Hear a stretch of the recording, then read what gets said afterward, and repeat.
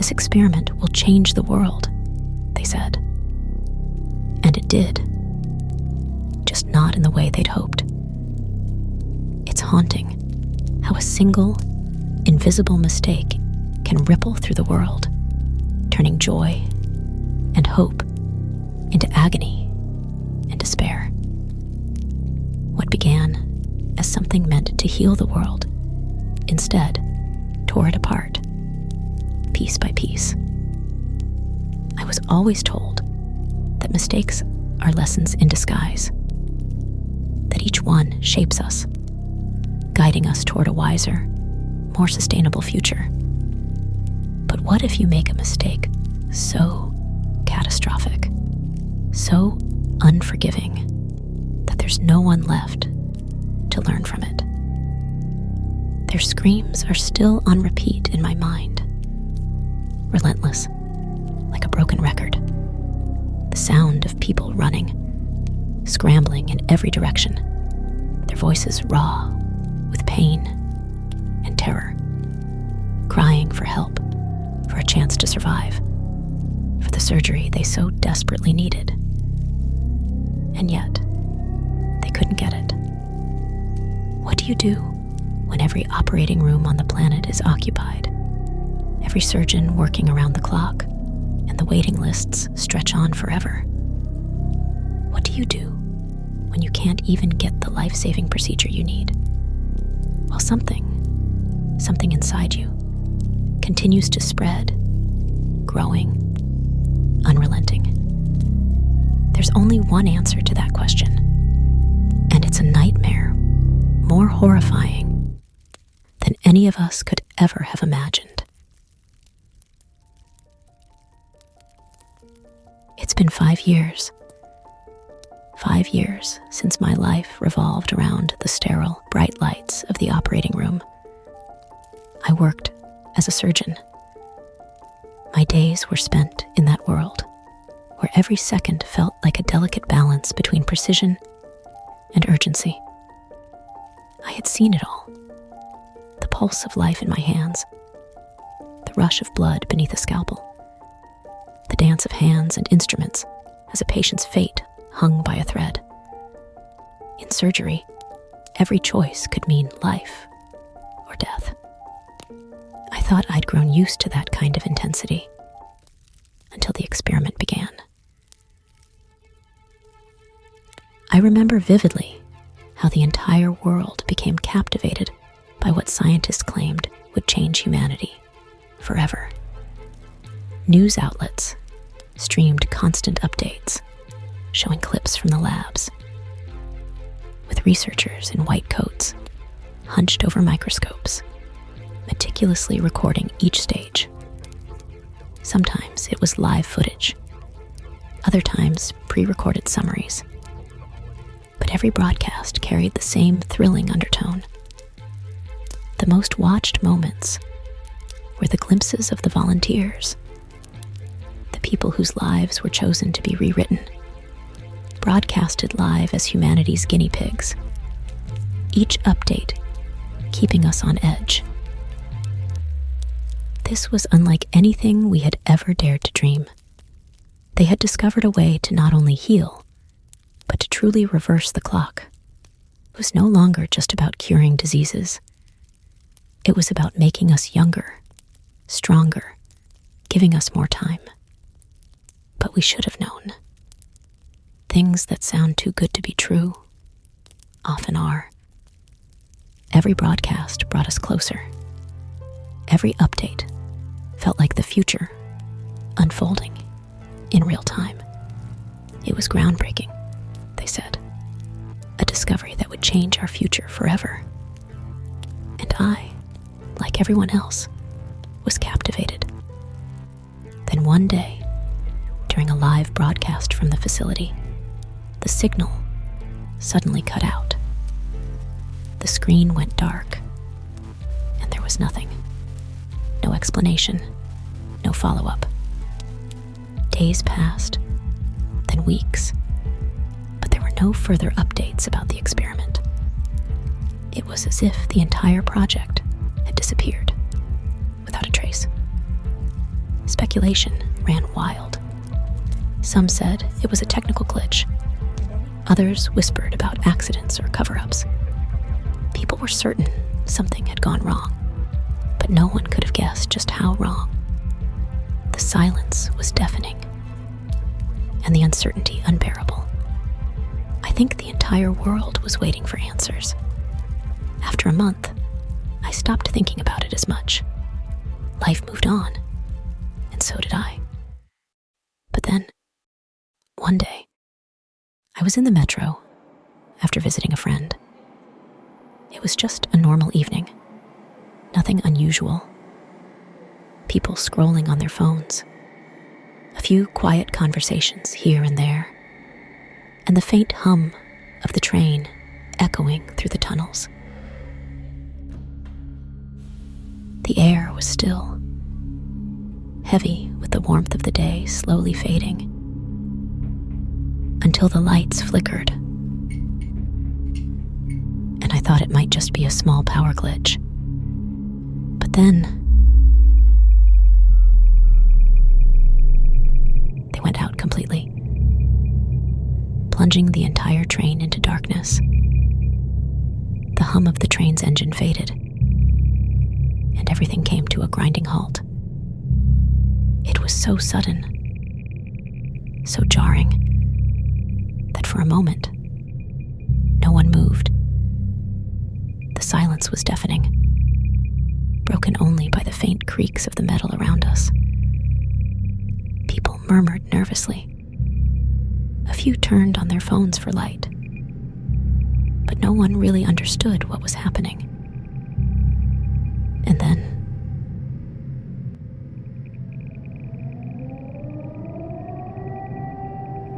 the sirens started. I thought it was in my head. A distant wailing sound cutting through the heavy quiet. But it grew louder, sharper, until it was all I could hear. Air raid sirens.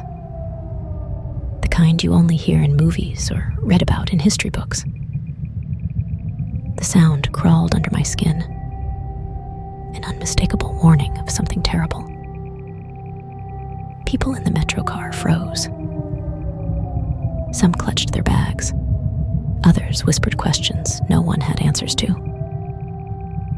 I wanted to tell myself it was just a drill, some sort of mistake. But the sirens wouldn't stop, shaking the still air with its urgency. I could feel it, even down here in the dark, a growing sense that whatever was happening wasn't just serious. It was catastrophic. We sat there, trapped in the black, listening to the chaos above. Panic began to ripple through the train car. People grabbed their phones, tried to call someone, anyone. But there was no signal. Just static. I don't know how long we sat there. It felt like time had stopped. I remember sitting there, clutching my bag.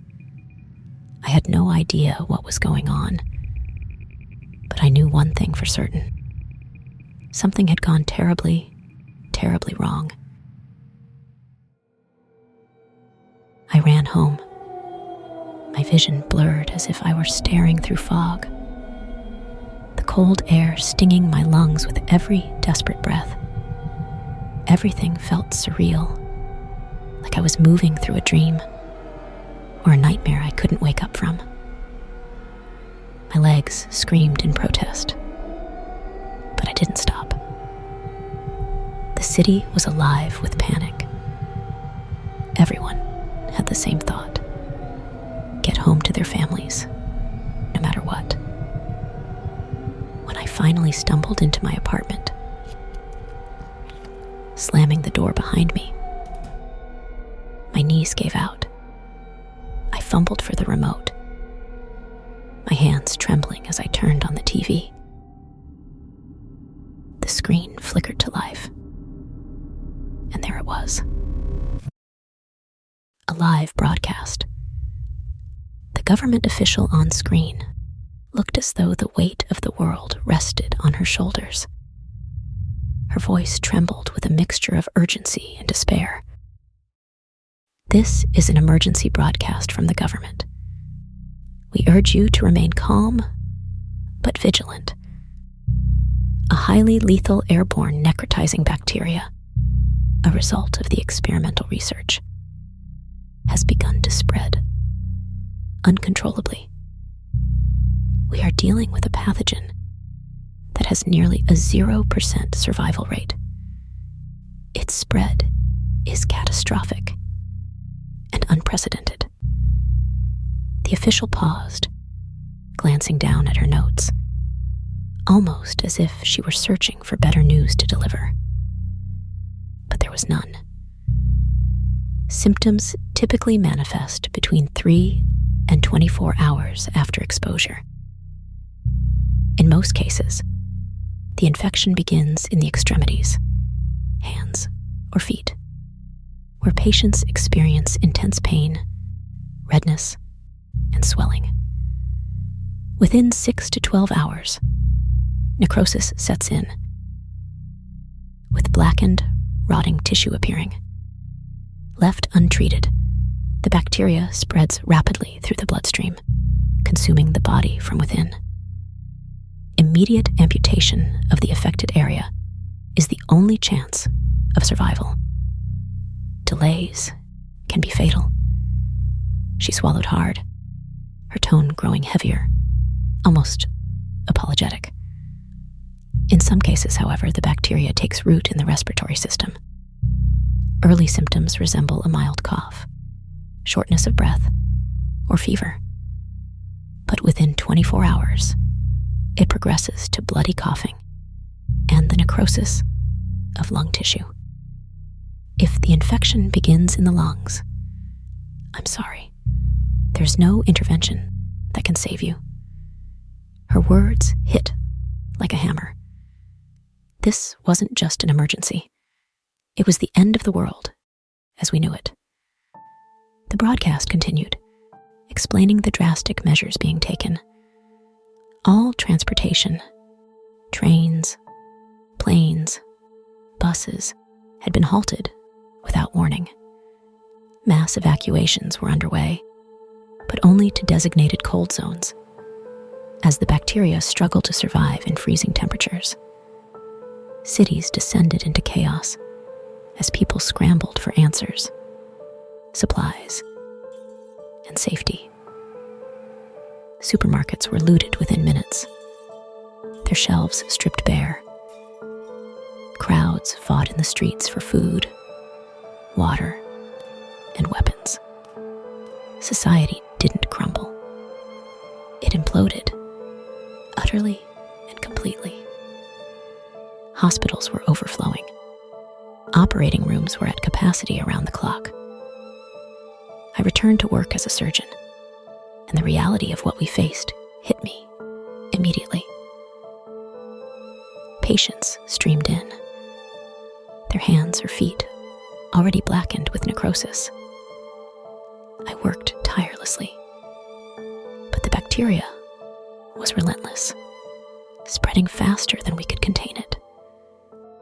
Amputations became our only weapon. We had mere hours to remove the infected parts before the bacteria reached the bloodstream.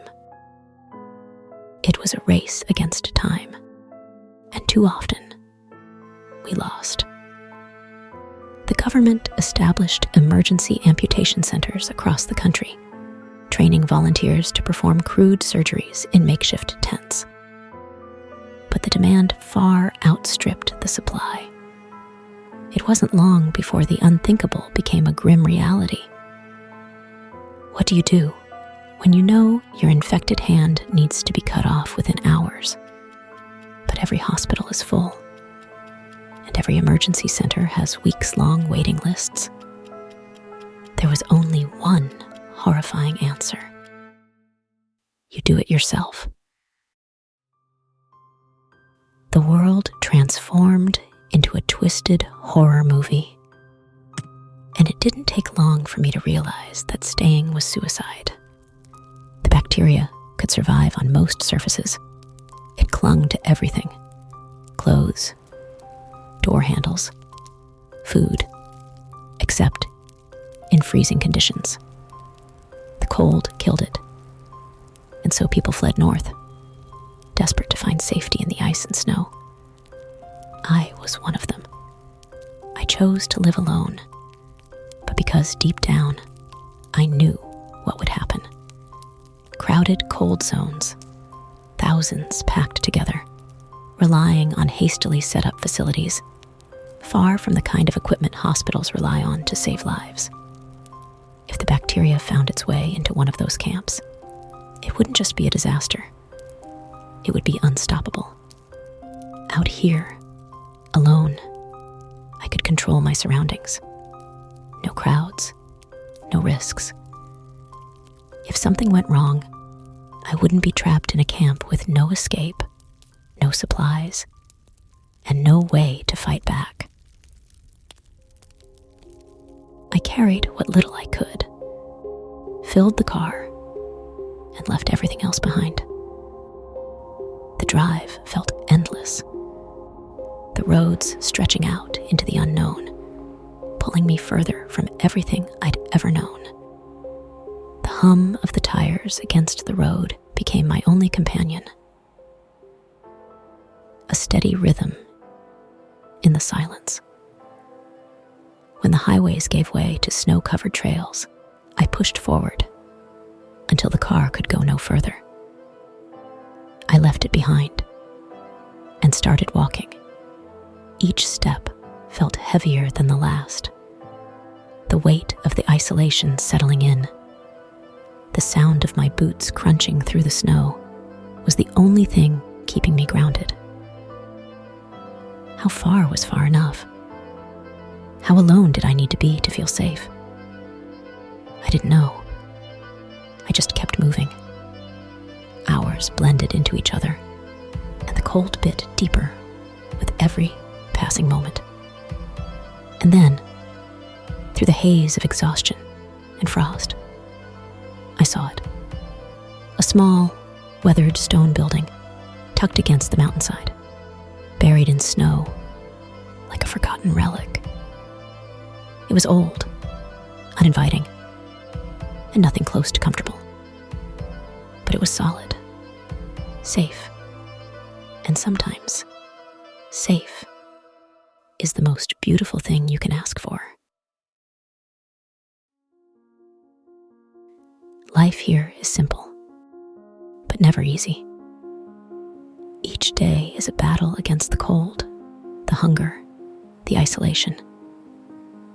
My mornings begin the same way, trudging down to the frozen lake with an old saw and a chisel. Cutting through the ice is exhausting, but it's the only way to fish. I drop the line into the icy water and wait. Some days I'm lucky, pulling up a trout or two, their silver scales glinting in the pale light. Other days, the lake offers nothing but silence, and I go to bed hungry. Water is harder.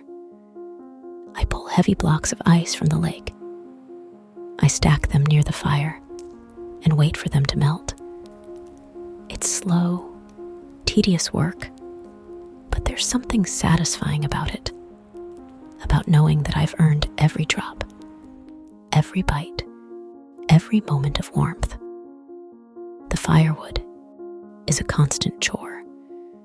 There's a stump where I chop logs, the rhythm of the axe splitting wood, keeping my mind from wandering too far. The pile of firewood grows slowly, but I know it's never enough. A month ago, something unexpected happened. I found a bear cub. It was tiny, no bigger than a small dog, wandering near the lake. At first I froze, scanning the tree line, my heart racing as I waited for its mother to appear. But she never did. The cub was alone, its fur matted with snow, its movements slow and weak. told myself to leave it, to keep my distance. But I couldn't. It looked so lost, so desperate. At first, I left fish on the far side of the clearing, watching from a distance as it crept closer to eat. Day by day, it returned, always wary, but a little less afraid. It sleeps under a broken tree now, curling into itself, like it's trying to hold on to some memory of warmth. I wonder if it's waiting for its mother, if it still believes she's out there, searching for it. And sometimes, late at night, I wonder if I'm waiting too. For what? I don't know. Maybe for proof that I made the right choice. Maybe for a sign that there's still something out there worth hoping for. The thought of the city lingers in the back of my mind, but I can't bring myself to go. What if there's nothing left? What if I'm the last one? The idea of standing in empty streets, hearing nothing but the wind, is worse than staying here. At least out here, the silence feels alive. The cub has made me see things differently. It reminds me that survival isn't just about what we endure. It's about what we protect. Helping it has given me a reason to keep going, even when the weight of the world feels like too much. It's more work, more hours at the lake, fishing in the freezing wind. But I don't mind. It's a small price to pay to know that something else out here is still holding on. I've made up my mind to keep feeding it, to keep leaving fish in the clearing until the day it can fend for itself. Maybe that day will come sooner than I think, or maybe it won't. Either way, it feels like the right thing to do. The cub has become part of my routine, part of the rhythm that keeps me moving forward. I don't know if the cub will ever leave, or if I'll ever leave. Maybe neither of us knows where else to go. Maybe we're both just waiting. For what? I can't say. A sign? A reason? A better tomorrow? For now, I'll keep chopping wood, fishing at the lake, and leaving food in the clearing. Because even in the cold, even in the silence, there's still something worth saving.